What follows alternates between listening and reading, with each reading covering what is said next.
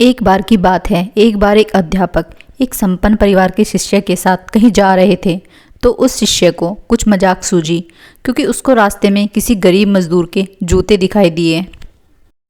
उसने अध्यापक से कहा, गुरुजी, अगर हम इन जूतों को छिपा दें तो कितना मज़ा आएगा। देखते हैं कि मजदूर पर इसका क्या असर पड़ता है।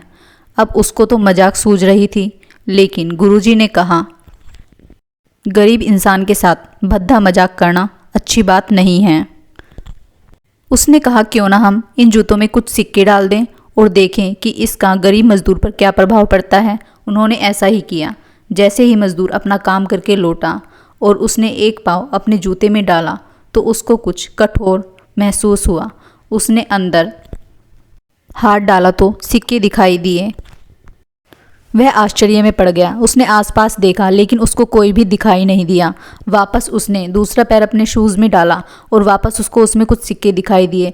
अब दोनों जूतों के सिक्कों को उसने अपने हाथों में रखा और प्रभु की तरफ इशारा किया कि हे प्रभु, पता नहीं किस भले मानुष ने यह सिक्के मेरे जूते में रखे हैं, लेकिन जिसने भी रखे हैं उसको मेरी दुआ है और अब मैं अपने बच्चे और पत्नी के लिए कुछ खाना और दवाइयाँ ला सकूँगा। इतना बोलकर वह चला गया। इस बात को शिष्य और अध्यापक दोनों सुन रहे थे। अब अध्यापक ने शिष्य से पूछा कि अब तुम मुझे बताओ कि तुम्हें कैसा लग रहा है, मेरे वाला तरीका या तुम्हारी मजाक। तो उसने कहा, गुरुजी, मैं आपसे क्षमा चाहता हूँ। अब मुझे समझ आ गया कि सच्ची खुशी किस चीज़ में है। जब हम किसी का मजाक उड़ाते हैं तो हमें कुछ पल का आनंद मिलता है, लेकिन इससे हमें बद्दुआ मिलती है।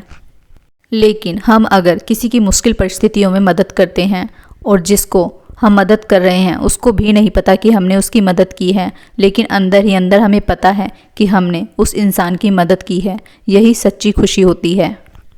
दोस्तों, आप क्या समझे? अगर ये स्टोरी आपको अच्छी लगी है तो कमेंट करके ज़रूर बताएं।